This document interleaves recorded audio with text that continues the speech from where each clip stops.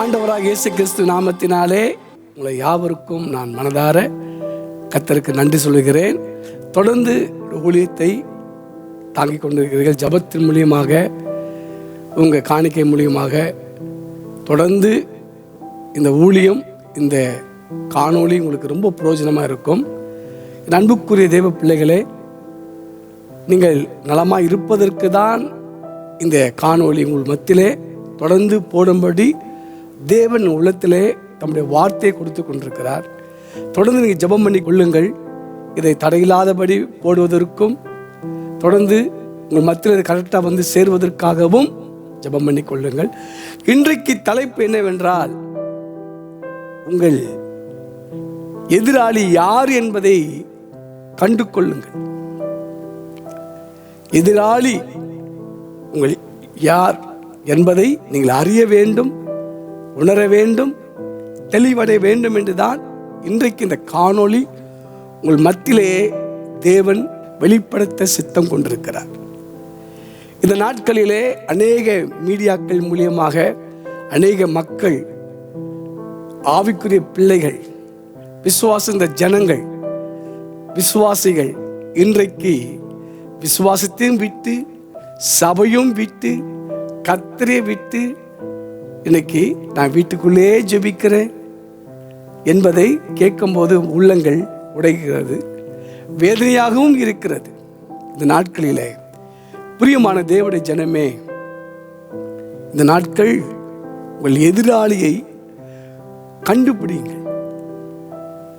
வேதம் சொல்லுகிறது, நீதிமொழியின் புஸ்தகம் 6ஆம் அதிகாரம் 31ஆம் வசனத்தை வாசிக்கலாம். அவன் கண்டுபிடிக்கப்பட்டால் 7 மடங்கு கொடுத்து தீர வேண்டும். என் அன்புக்குரிய தேவ பிள்ளைகளே, உங்கள் எதிராளி, உங்களுடைய சத்ரு, உங்கள் சுகத்தையும், உங்கள் ஆரோக்கியத்தையும், உங்கள் சமாதானத்தையும், உங்கள் மகிழ்ச்சியும், உங்களுடைய உயர்வையும், உங்களுடைய மேன்மையும், உங்களுடைய குடும்ப சமாதானத்தையும், உங்கள் குடும்ப உறவுகளையும், தேவனுடைய நட்பு உறவுகளையும் இன்றைக்கு எதிராக மறைந்து போர் செய்கிற அந்த எதிரியை நீங்கள் கண்டுபிடித்தால் மாத்திரம்தான் அவன்கிட்ட இருந்து நீங்கள் 7 மடங்கு பெற முடியும். நன்றாய் கவனிக்க வேண்டும். எல்லோரும் போடுற வீடியோ நான் போடவில்லை. நன்றாய் கவனிக்க வேண்டும். அன்புக்குரிய தேவ பிள்ளைகளே, உங்கள் எதிராளி, இந்த எதிராளியை கண்டுபிடிப்பதற்கு முதல் உங்களுக்கு என்ன தேவை, என்ன அவசியம் என்பதை நீங்கள் புரிந்து கொள்ள வேண்டும், சோதிக்க வேண்டும், நிதானிக்க வேண்டும், உணர வேண்டும், அறிய வேண்டும் என்பதுதான் இந்த காணொளி. எதிராளி, உங்கள் சத்ரு எப்படிலாம் உங்ககிட்ட வருகிறான், யாரை போல வருகிறான் என்பதை நீங்கள் கண்டு கொள்ள வேண்டும். நீங்கள் கண்டுபிடித்தால் 7 மடங்கு, 7 என்ற வார்த்தை பரிபூர்ணத்தை காண்பிக்கிறது. இந்த நாட்களிலே இந்த வீடியோ மூலியமாக இதை பார்த்து கேட்டு நீங்கள் விசுவாசிக்கும் போது, இதை நம்பும் போது, இவளை அறிக்கை செய்யும் போது, கண்டுபிடிக்கும் போது, நீங்கள் விழிப்படையும் போது, இதை உணரும் போது, நிச்சயம் நீங்கள் இழந்த ஆசீர்வாதத்தையும் நன்மைகளையும் மேன்மைகளையும் பெற்றுக்கொள்வீர்கள் என்று நான் விசுவாசிக்கிறேன். 1 பேதுரு புஸ்தகம் 5ஆம் அதிகாரத்திலே பேதுரு இவ்வளவாய் சொல்லுகிறார். வாசிக்கலாம். 1 பேதுரு 5ஆம் அதிகாரம் 8ஆம் வசனத்தை வாசிக்கலாம். தெளிந்த புத்தி உள்ளவர்களாய் இருங்கள், விழித்திருங்கள். ஏனெனில் கவனிக்க வேண்டும், உங்கள் எதிராளியை கண்டுபிடிப்பதற்கு முதல் படி தெளிந்த புத்தியுள்ளவர்களாய் இருங்கள். புத்தி என்ற வார்த்தை அறிவு. உங்க அறிவு தெளிவாக இருக்க வேண்டும் என்பதை இங்க பேதுரு வலியுறுத்துகிறார். என் அன்புக்குரிய தேவ பிள்ளைகளே, சும்மா பல்ல காட்டிக்கிட்டு சிரிச்சுக்கிட்டு நான் உங்களுக்காகவே இருக்கிறேன், உங்களை நம்பி இருக்கிறேன், நீங்க இல்லைனா நான் இல்லை என்று சொல்லி ஒரு வஞ்சகமான போதங்களை கேட்டு நீங்க எத்தனை மக்கள் ஒரு மழக்கத்திலே போதையிலே அடிமைப்பட்டிருக்கிற சத்தியத்தை அறியக்கூடாதபடி, சத்தியத்தின் தெளிவு பெறாதபடி, அன்புக்குரிய பிள்ளைகளை, தேவனுடைய ஜனமே, இன்றைக்கு நீங்கள் தெளிவாகும்படி உங்கள் மத்தியிலே இன்றைக்கு பரிசுத்த ஆவி பேசிக் கொண்டிருக்கிறார். நன்றாய் கவனிக்க வேண்டும். உங்களை எதிராளி எப்படி இருக்கிறானா கவனிக்க வேண்டும். முதல் சொல்லுகிறார், இதை கண்டுபிடிப்பதற்கு உங்க அறிவு தெளிவாக வேண்டும். அவர் ஐயா நல்லா சிரிக்கிறாரு, சிரிச்சு பேசுறாரு, நல்லதுதான், தப்பு கிடையாது. ஆனால் அந்த சிரிப்போ அது உங்களை ஏமாத்துற வஞ்சகமான்னு கண்டுபிடிங்க. நீங்க இல்லைன்னா நாங்க இல்லை, உங்களுக்கு ஒண்ணுன்னா எங்களுக்கு துடிக்கும், தப்பு கிடையாது. ஆனால் அந்த வார்த்தை உண்மையா உங்களை பாதுகாக்குதா, உங்களை தெளிவாக்குதா, அந்த பாச தேவனத்தை தள்ளி விடுகிறதா, தேவனுடைய உறவுக்குள்ளே உங்களை ஐக்கியம் கொள்ளும்படி செய்கிறது என்று நிதானித்து பாருங்கள். என் அன்புக்குரிய தேவ பிள்ளைகளே, இந்த காணொளி பார்க்கிற தேவனுடைய ஊழியரே, விசுவாசிகளே, எனக்கு ஊழிய செய்து விட்டு கத்தர் விட்டு பின்மாற்றம் போய் எனக்கு ஊழியக்காரசை தவறு நிமித்தம் இன்னைக்கு ஊழிய வேண்டாம், ஜபம் வேண்டாம், நீயும் போவது இல்லாமல் மனைவியும் போகாதபடி தடுக்கிற நண்பு சகோதரனே, கடவுள் உனக்கு எச்சரிக்கை தெளிவாகும்படி பேசிக் கொண்டிருக்கிறார். இங்கே சொல்லுகிறார், தெளிந்த புத்தி உள்ளவளாய் இருந்து அந்த புத்தி அறிவு தெளிவாக இருக்க வேண்டுமா, அந்த தெளிவோடு விழித்திருக்க வேண்டும் என்று சொல்லுகிறார். விழிப்பு என்பது உணர்வு. உணர்வு விழிப்பு என்பது கண்ணை திறந்து பார்த்து கொண்டு இருப்பதல்ல, உங்க உணர்வு, அந்த அறிவின் உணர்வு தெளிவாக இருக்க வேண்டும். உங்கள் எதிராளி குறித்தான, அவன் பேசுகிற வார்த்தை குறித்தான, அவன் எப்படி வருகிறான் என்று ஒரு தெளிவு இல்லாவிட்டால் நீங்கள் வஞ்சிக்கப்படுவீர்கள், நீங்கள் ஏமாற்றப்படுவீர்கள். தெளிந்த புத்தி உள்ளவர்களாய் இருந்து விழித்திருந்து நன்றாக கவனிக்க வேண்டும். ரெண்டுமே முக்கியமானது. ஏன்னா லேகேன் பிசாசு பிடித்தவன் புத்தி தெளிந்தது என்று வாசிக்கிறோம். ஆயிரக்கணக்கான அசுத்தாவி அவனுக்குள்ள இருக்கும்போது அவன் புத்தி தெளிவில்லாமல் இருந்தான். அவன் தெளிந்த போது இயேசுவின் பாதத்தில் அமர்ந்திருந்தான். தன் வஸ்திரத்தை தரித்துக் கொண்டிருந்தான். அவனை கண்டு பயந்து ஜனங்கள் பார்க்கிறோம். மார்க் 5:15 வாசிக்கிறோம். என் அன்புக்குரிய தேவ பிள்ளைகளே, பேதுருக்கு புத்தி அப்படின்னு வரும். புத்தி தெளிந்த போது அறிவு இருக்கிறது, அந்த அறிவு தெளிவாக வேண்டும். இவன் தெளிந்த புத்தி உள்ளவனாக இருந்தான்.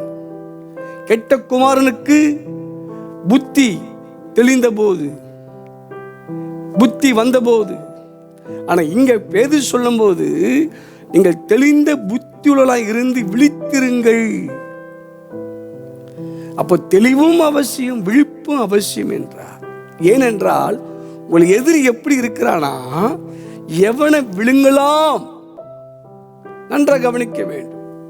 அவன் நோக்கமே உங்களை விழுங்கக்கூடியவனாக இருக்கிறான். இந்த விழுங்குற வார்த்தை என்பது நீங்க நன்றாக கவனிக்க வேண்டும். அங்க பேதுரு அவனுடைய உருவத்தை காண்பிக்கிறார், அவனுடைய செய்கையை காண்பிக்கிறார். வகை தேடி சுத்தி திரிகிறான் என்றார். நீங்கள் 1 பேதுரு 5:8 தெளிவாக வாசித்து பாருங்கள். நீங்கள் பலமுறை படித்திருக்கலாம், தியானம் செய்திருக்கலாம், இல்ல பிரசங்கத்தை கேட்டுக்கொண்டிருக்கலாம்.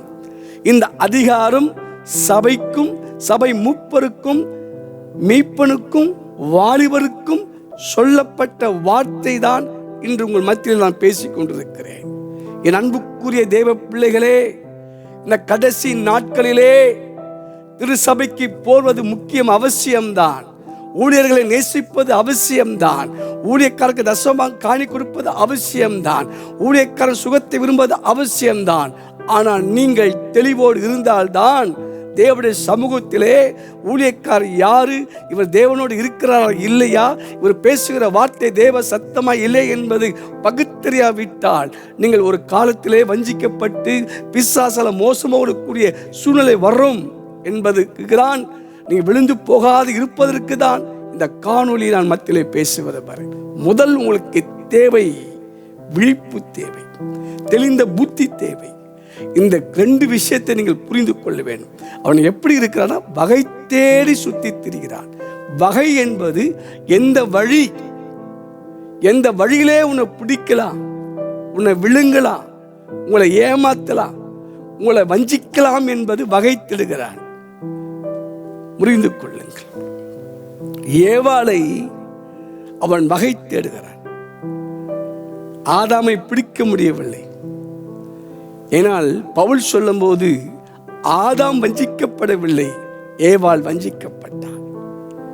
2 கொரிந்தியர் 11:3 வாசிக்கும் போது, கிறிஸ்துவின் உண்மையிலிருந்து உங்கள் மனதை கெடுக்குமோ என்று பயந்திருக்கிறேன் என்று பவுலடிகளார் சொல்லுகிறார். உங்க மனசு, உங்க ஆவி, உங்க இருதயமானது கிறிஸ்து உங்களுக்குள்ள வாசமாக இருக்கிறார். கொலோசியர் 1:27 வாசிக்கும் போது, அந்த மகிமையின் நம்பிக்கை உங்களுக்குள்ள இருக்கிற அந்த மகிமையின் ராஜாவை, கிறிஸ்துவை, கிறிஸ்துவின் பலனை, கிறிஸ்துவின் ஜீவன் உங்களுக்குள் இருப்பதை நீங்கள் விழித்து தெளிந்த புத்தியுள்ள இருங்கள். விழுங்களா என்ற வார்த்தை, வகை தேடுகிறான் என்ற வார்த்தை எதுக்கென்றால், உங்களை கவனிக்க வேண்டும். கிறிஸ்துவின் உண்மை, கிறிஸ்து உங்களுக்காக பட்ட பாடு உண்மை, உங்களுக்காக ஜீவனை கொடுத்தது உண்மை, உங்களுக்காக ரத்த சிந்தது உண்மை, உங்களுக்காய் மரித்தது உண்மை, உங்களுக்கு சாபத்தை ஏற்றுக்கொண்டது உண்மை, உங்களை ஐஸ்வர்யம் ஆக்குவதற்கு தரித்திரமானார் என்பது உண்மை, உங்களுக்காய் எனக்காய் பாடுபட்டது உண்மை, உன்னை என சொந்த ரத்தத்தினாலே பரிசுத்தமாக்குறது உண்மை, தமக்குள் இந்த தேவனுடைய ஆவியை நமக்குள் வைத்தது உண்மை, பிதாவோடு சேர்க்கும்படி அவர் பாடுபட்ட நிமித்தம் நம்மளை சேர்த்தது உண்மை. இந்த உண்மை நம்ம ஆவிக்குள்ள இருக்கக்கூடாது, நம்முடைய மனதை குழப்பம் பண்ணுகிறவன் தான் சாத்தான். நன்றாய் புரிந்து கொள்ளுங்கள், தெளிவாகுங்கள். என் அன்புக்குரியவர்களே, இந்த நாட்களை பார்க்கும் ஆச்சரியமா இருக்கிறது. வகை தேடுகிறான். ஏவாளை பார்த்து சொன்னான், இவைகளை புசிக்க வேண்டாம் என்று தேவன் சொன்னது உண்டோ? அன்புக்குரிய தேவ பிள்ளைகளே, உங்களுக்கு என்ன பிடிக்கும் என்பதை அவனுக்கு நன்றாய் தெரியும். ஏனென்றால் உங்கள் எதிராளி என்று சொன்னார்.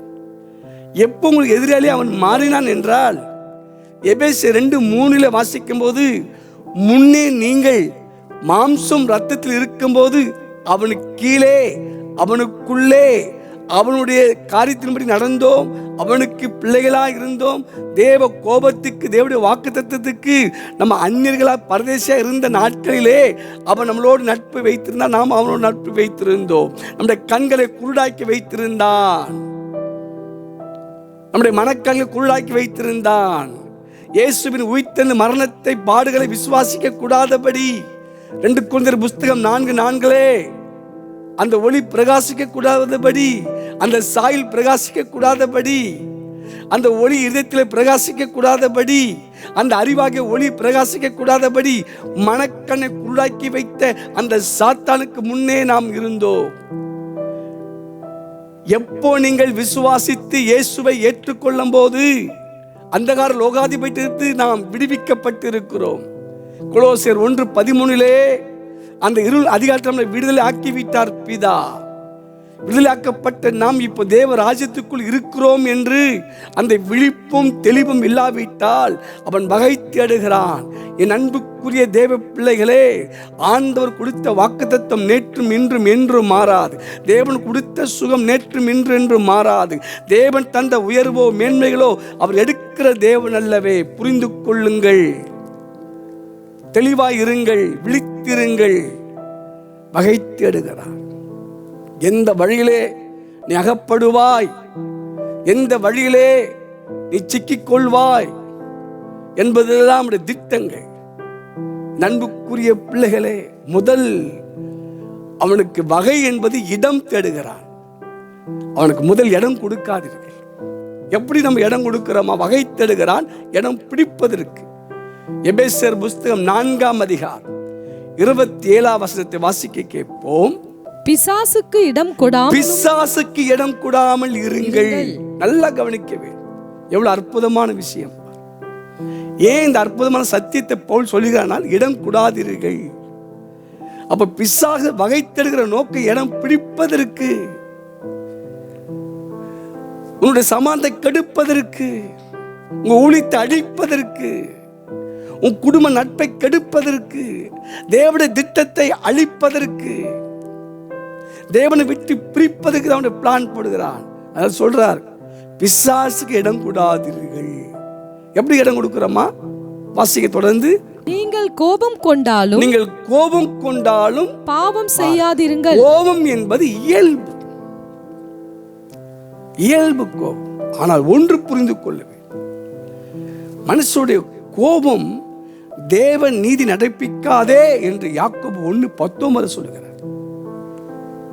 மனுஷனுடைய கோபம் தேவன் நீதியை, தேவ சாயலை காண்பிக்காத. நம்முடைய ஆண்டவர் ஒரு நிமிஷம், அவருடைய கோபம் ஒரு நிமிஷம் தான். அப்போ கோபம் என்பது வரலாம், ஆனால் ஒரு நிமிஷத்தோட மறைஞ்சு போகும். நன்றாக கவனிக்க வேண்டும். இந்த கோபத்தோடு நீங்கள் என்ன செய்யுங்க? வார்த்தை விடாதீங்க, பேசாதீங்க. கோபம் கொண்டாலும் பாவம் செய்யாதீர்கள். வாசிங்க. சூரியன் அஸ்தமிக்கிறதற்கு, சூரியன் மறைவதற்குள்ளே உங்கள் எரிச்சல் தனிய கடவுது. எரிச்சல் சங்கீதத்தில் வாசிக்கிறோம். 37 சங்கீதம் 8 வசனத்தை வாசிக்கலாம். கோபத்தை நெகிழ்ந்து, கோபத்தை விட்டுவிடு, நெகிழ்ந்து விட்டுவிடு, மறந்து விடு.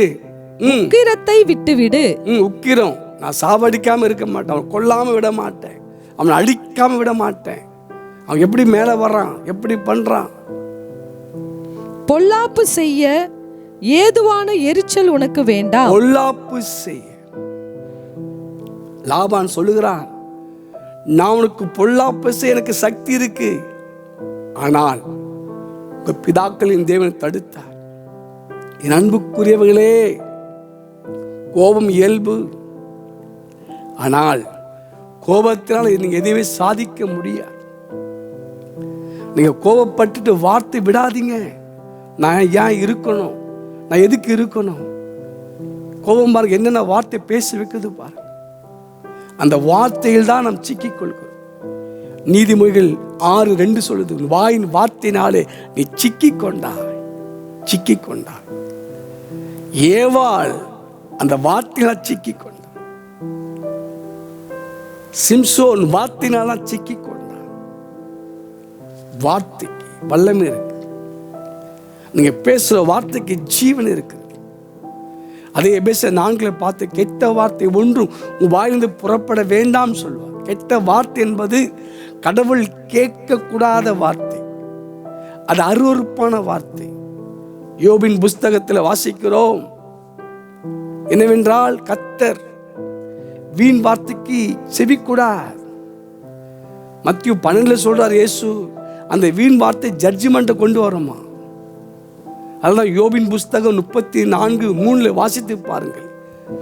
நாவானது, வாயானது போஜனத்தை ருசி பார்க்கிறது போல, நாவு டேஸ்ட் ருசி பார்க்குது பாருங்க, காரமாகுது, தித்திப்பாகுதுன்னு சொல்லி, அதே போன்றுதான் காதானது வார்த்தையை பரிசோதிக்க வேண்டும். இரண்டாவது பாயிண்ட், முதல் அவனுக்கு எப்படி இடம் கொடுக்கிறேன்னு சொன்னால், கோபப்பட்டு வார்த்தை விடுவது, எரிச்சலாய் இருப்பது, மன்னிக்காத சுபாவம். ஒருவேளை உங்க கூட இருந்தவனுக்கு எதிராளியா இருக்கலாம். உங்களை குறித்த அவதூறமா அங்கே இங்கே சொல்லிக்கொண்டு தூத்தி திரியட்டும். எவ்வளவு நாளைக்கு அவன் ஓடுவான், எவ்வளவு நாளைக்கு அவன் பேசுவான். ஆண்டவராய் இயேசு சொன்னார், உங்களை குறித்து அவதூறமாய் பேசும்போது சந்தோஷப்பட்டு களி கூறுங்கள், பரலோகத்தில் மிகுந்த பலன் உனக்கு உண்டு என்று. நான் வேதத்தில் கண்டுபிடித்த ஒரு சத்தியம் என்னவென்றால், பரலோகத்தில் ஒரு பெரிய பேங்க் இருக்கு, அங்க என்னுடைய அக்கௌண்ட் இருக்கு. அந்த பேங்க்ல நான் பணம் போடுவதில்லை, நான் பொக்கிஷம் சேர்த்து வைப்பதில்லை. என்னை குறித்து தவறா பேசுகிறவன், என்னை குறித்து பேசுகிற சத்தம் காதுல கேட்குது, யாரோ சொல்றாங்க, உங்களை பற்றி இப்படிலாம் பேசலாம்னு சொல்லும்போது அதை கேட்டு நான் கோபப்பட்டு பேசாதபடி, எரிச்சலாகாதபடி, அவனை பழி வாங்காதபடி அதை கேட்டு நான் சந்தோஷப்படும் போது தான், மத்திய 5 படிச்சுப்பார், நான் சந்தோஷப்படும் போது தான் என்னுடைய அக்கௌண்ட்ல என் எதிரி என்ன பண்றான், பொக்கிஷத்தையும் என் அக்கௌண்ட்லயே பணத்தை போடுறான். மிகுந்த களிப்பு. ஏன்னா இயேசு சொன்னார், பரலோகத்தை மிகுந்த பலனா. எப்போ? என்னை பற்றி அவதூறமா பேசி கொண்டு இருக்கும்போது அதை கேட்டு கோவப்படாம, எரிச்சல் படாம, பழி வாங்காம, தீங்கி நினைக்காம நான் சந்தோஷப்படும் போது தான் என் எதிரி, என்னை குறித்து அவதூறமா பேசுற எதிரி, என் கூட இருந்து பந்தி இருந்து நன்மைக்கு துரோகம் பண்ண எதிரி, என் ஊழியத்தை கெடுக்க நினைக்கிற எதிரி, உன் குடும்பத்தை கெடுக்க நினைக்கிற எதிரி, உன் பிசினஸ், உன் வியாபாரத்தை கெடுத்த எதிரி, இன்னைக்கு நீ நடுத்துறை இருக்கும்படி காரணம் அந்த எதிரி, இன்னைக்கு ஒன்னில்லாதபடி ஆக்கின அந்த எதிரி. நினைக்கலாம், அவனுக்கு சந்தோஷமா இருக்கிறானே, நல்லா இருக்கிறானே, கடவுள் ஏன் பை வாங்கவில்லை? இந்த கோபத்தை விட்டு விடுங்கள், வார்த்தை பேசாதீர்கள், சந்தோஷப்படுங்க. அவன் வகை தேடி வருகிறான். நீங்கள் சிரிக்கும் போது, மகிழ்ச்சியா இருக்கும் போது அவன் இடமே இல்லாதபடி சுத்தி கொண்டே இருக்கிறான். யோபின் புஸ்தகத்தில் வாசிக்கிறோம், கடவுள் கேட்டார், நீ எங்கிருந்து வருகிறாய், எங்கிருந்து வருகிறாய்? அவன் சொன்னான், பூமி எங்கும் சுத்தி திரிகிறேன். பாருங்க, அவன் வேலையே சுத்தி திரிகிற வேலை தான்.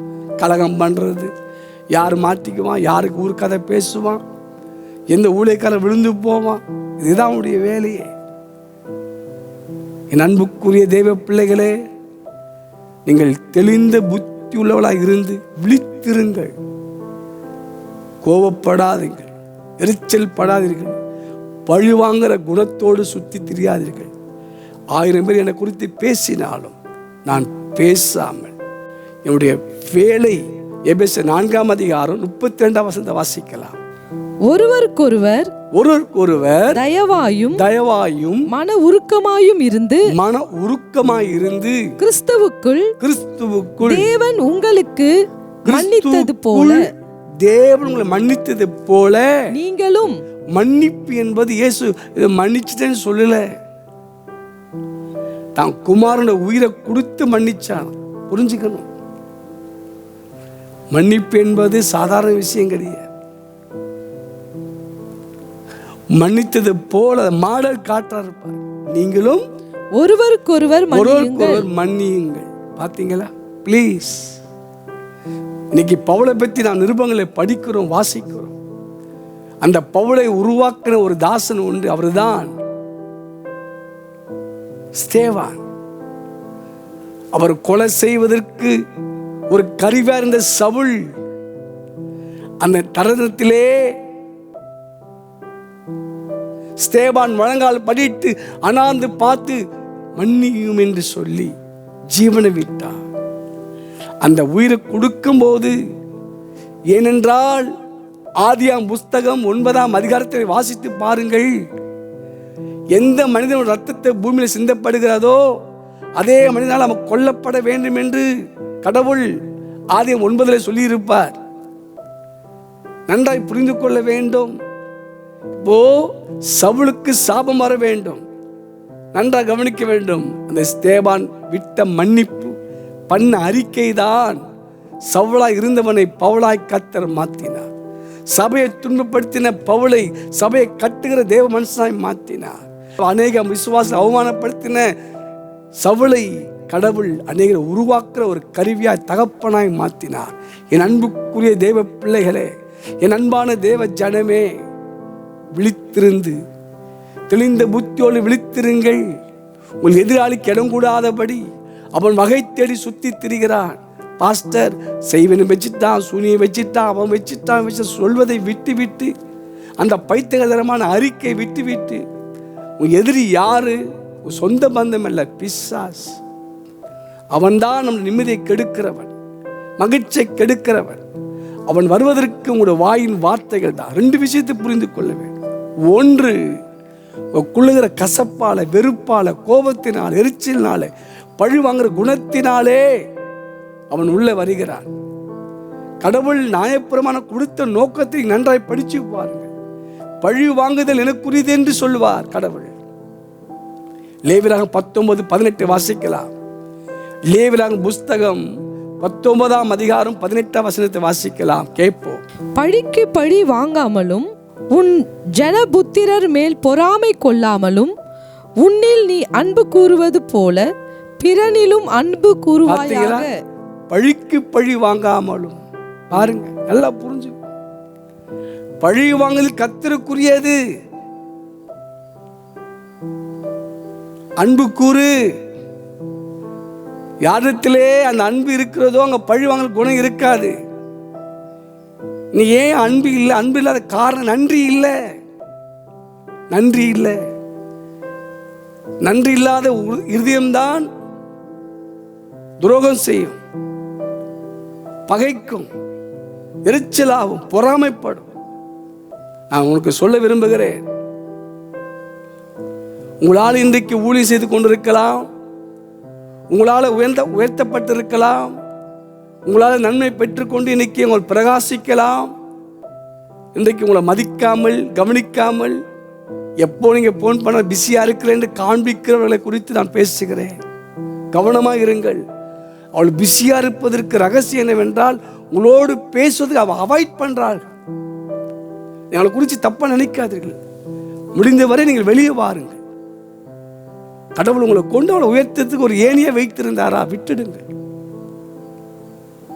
என் அன்புக்குரிய தெய்வ பிள்ளைகளே, எபிரேயர் 6:10, நீங்க தேவ அன்பு நிமித்த செய்த நற்கிரியைகளை ஒருவேளை அந்த மனிதர்கள் மறந்து விடலாம்.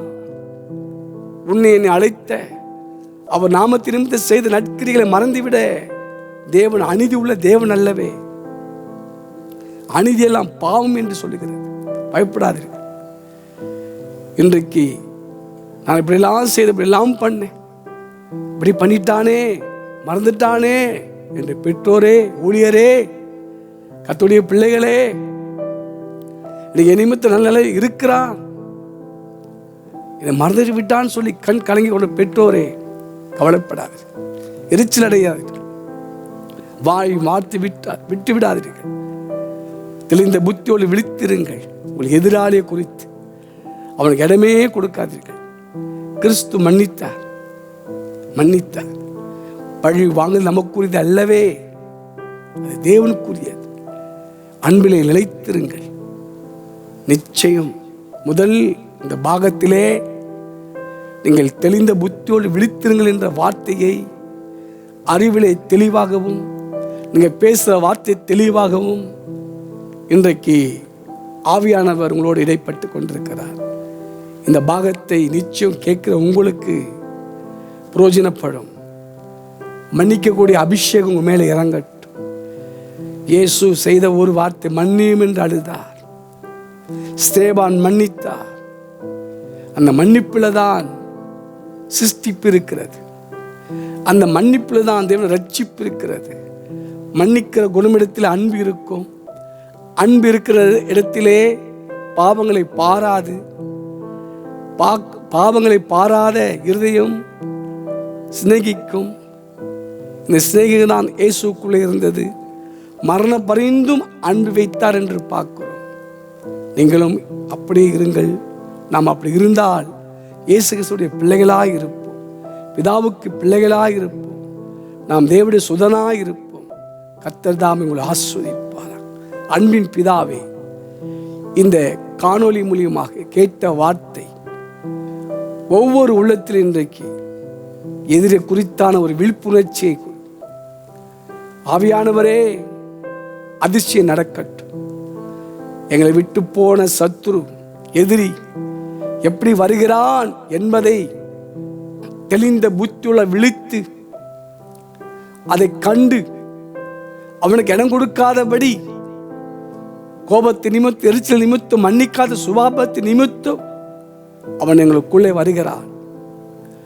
அவைகள் நாங்கள் வெளியே அனுப்பக்கூடிய உணர்வையும், நாங்கள் எவ்வளோ நன்மை செய்தோமே, இப்படி ஆய்விட்டதே என்று நன்றி நினைக்காத மக்களை குறித்து கோபம், எரிச்சல் பட்டு இருக்கலாம். அவைகளை மன்னித்து மறந்து எங்களை அவதூறமாக பேசி கொண்டிருக்கிறார்கள் சொல்லி நினைத்து கலங்கி கொண்டிருக்கலாம். மன்னித்து மறந்து நாங்கள் எங்கள் இருதயத்திலே சத்துருக்கு இடங்கூடாதபடி, அவனால் வஞ்சிக்கப்படாதபடி, அவனால் தூண்டப்பட்டு பொல்லாப்பு செய்யாதபடி எங்களை பாதுகாத்து கொள்ள கர்த்தர் கிருபை பாராட்டும் அப்பா, தயவு பாராட்டும் அப்பா. ஏதோ கேட்கிறோம், அந்த வீடியோவை கேட்கும்போது தெளிவடையட்டும், பாதுகாக்க ஆசீர்வதி, சுகம் உண்டாகட்டும், ஆரோக்கியம் உண்டாகட்டும், பலன் உண்டாகட்டும், இயேசு கிறிஸ்துவின் நாமத்தில் பிதாவே, ஆமென். God bless you. God bless you.